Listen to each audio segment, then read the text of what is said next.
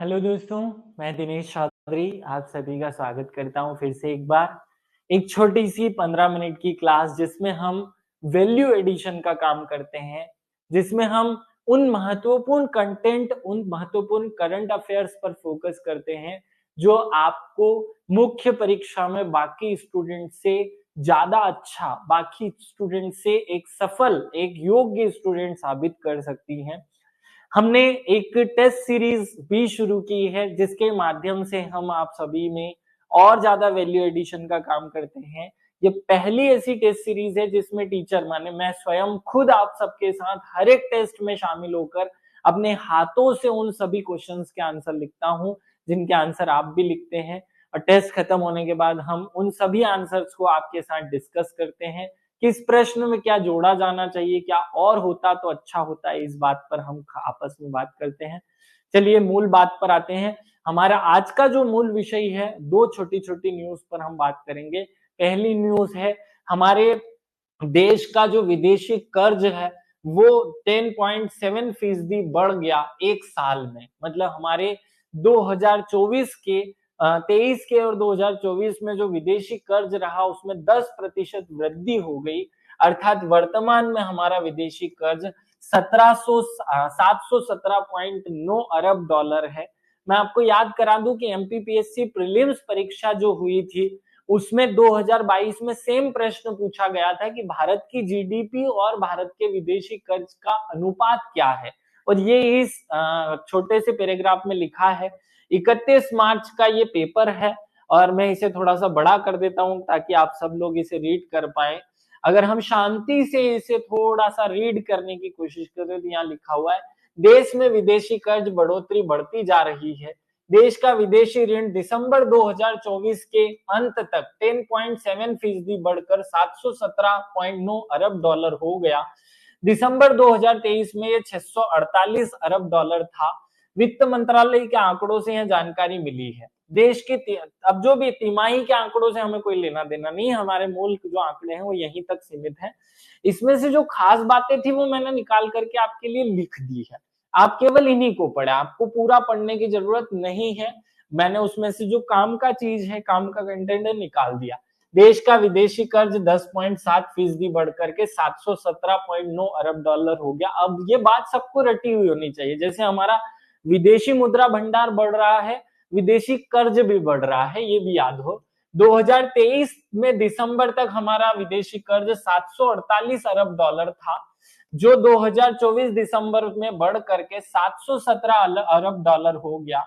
और अगर हम इन दोनों को तुलना करें तो अब 10% ज्यादा, हमारा 10.7% जो है वो हमारा विदेशी कर्ज एक साल में बढ़ चुका है। मतलब हर साल हमारा विदेशी कर्ज 10% बढ़ता है। अगले पॉइंट पे आते हैं। विदेशी ऋण और सकल घरेलू उत्पाद अर्थात जीडीपी का अनुपात जो है वो 19.1 हो गया है। अगर आप इस न्यूज को बहुत अच्छे से रीड आउट करेंगे तो आपको यहाँ साफ साफ शब्दों में लिखा हुआ मिलेगा। रपट में कहा गया कि दिसंबर 2024 के अंत तक विदेशी ऋण और सकल घरेलू उत्पाद जीडीपी का 19.1% रहा, जो कि पहले 19% था। मतलब हमारा जीडीपी तो बढ़ ही रहा है, हमारा विदेशी कर्ज भी बढ़ रहा है, ये भी पॉइंट हमें याद रखना है। तो ये तीसरा पॉइंट हमने रटा।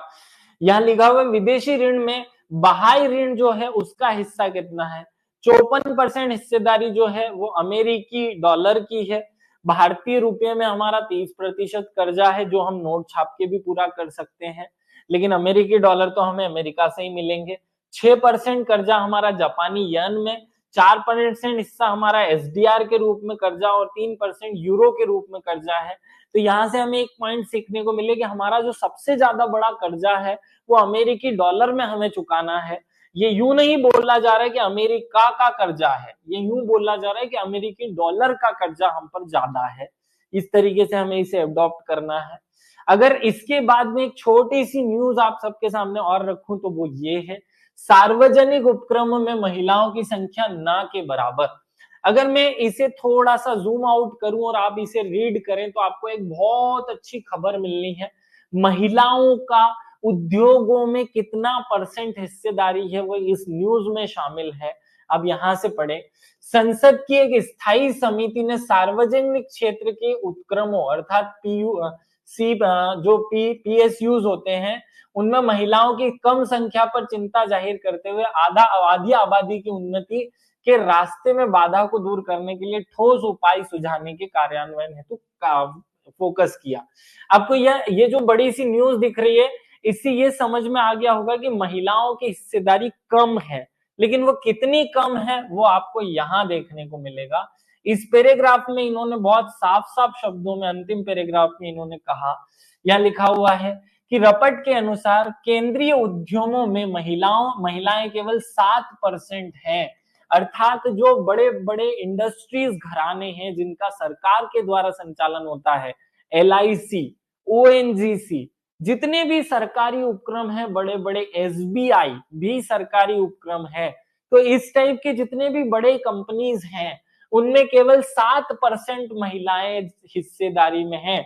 मतलब अगर वहां 100 लोग काम करते हैं तो उनमें से 7% केवल महिला कर्मचारी है, केवल 7%। और आगे बढ़ो, बोर्ड स्तर माने जो प्रबंधक होते हैं, बोर्ड स्तर पर भी यहाँ आंकड़ा 7% ही है। मतलब 7% लोग ही उसके मैनेजिंग डायरेक्टर जो होते हैं या जो बोर्ड होता है जो सब चीजों का निर्धारण करता है उस स्तर पर है। तो यहाँ बहुत सारी बातें की गई, लेकिन हम मूल विषय पर आते हैं, महिलाओं की हिस्सेदारी सार्वजनिक उपक्रमों में। देखो, मैं एक अलग से वीडियो में, एक छोटे से 10 मिनट के वीडियो में आपको राजनीतिक क्षेत्र में महिलाओं की जो हिस्सेदारी वो पहले ही बता चुका हूं। हमने ये बात की है कि महिलाओं को मध्य प्रदेश की ग्राम पंचायतों में 50% हिस्सेदारी है, विधानसभा में उनकी संख्या 28 है, हमारे जो लोकसभा उसमें उनकी संख्या 78 है, और यहाँ परसेंटेज पे भी डिस्कस किया है। आज हम डिस्कशन कर रहे हैं कि जो सार्वजनिक उपक्रम हैं, जो बड़ी बड़ी कंपनियां हैं, सार्वजनिक उपक्रम कौन कौन से हैं, ONGC, इंडियन ऑयल कॉरपोरेशन है ना, BPCL, जितनी भी नवरत्न भारतरत्न कंपनियां, उन सब की बात की जा रही है। केंद्रीय उद्यमों में महिलाएं केवल 7% हैं, बोर्ड स्तर पर भी केवल 7% महिलाएं हैं। सरकार की नारी शक्ति नीति के अनुरूप नहीं है ये, इसलिए समावेशी और लोक प्रशासन के लिए लैंगिक समानता महत्वपूर्ण है, या लैंगिक समानता और जवाबदेहिता को बढ़ाना महत्वपूर्ण काम है। ये 3 पॉइंट आपको यहां से निकालने हैं। छोटी सी एक न्यूज थी जो हमने रीड कर ली और उससे एक छोटा सा कंटेंट हमने अपने लिए निकाल लिया। ये छोटी छोटी बातें आपको एग्जाम में मोटी मोटी नंबर या मोटी मोटी जो है वो पोस्ट दिला सकती हैं। इनका उपयोग करके अपने आप को सजाएं, संवारें, अपने आप को ग्रो करें। सभी से विदा लेता हूं। ये बस 10 मिनट की छोटी सी ही क्लास होती है जिसमें हम आपके अंदर कुछ ना कुछ वैल्यू एडिशन का काम करते हैं। मैं आशा करता हूं कि आप इन छोटी छोटी सी न्यूज से बहुत कुछ सीख रहे होंगे और अपने कंटेंट को धीरे धीरे धीरे धीरे अपडेट करते जा रहे होंगे। चलिए विदा लेता हूं। Thank you. जय हिंद, जय भारत, भारत माता की जय। सब लोग स्वस्थ रहें, मस्त रहें और अपने आप को अपडेट करते रहें। Thank you.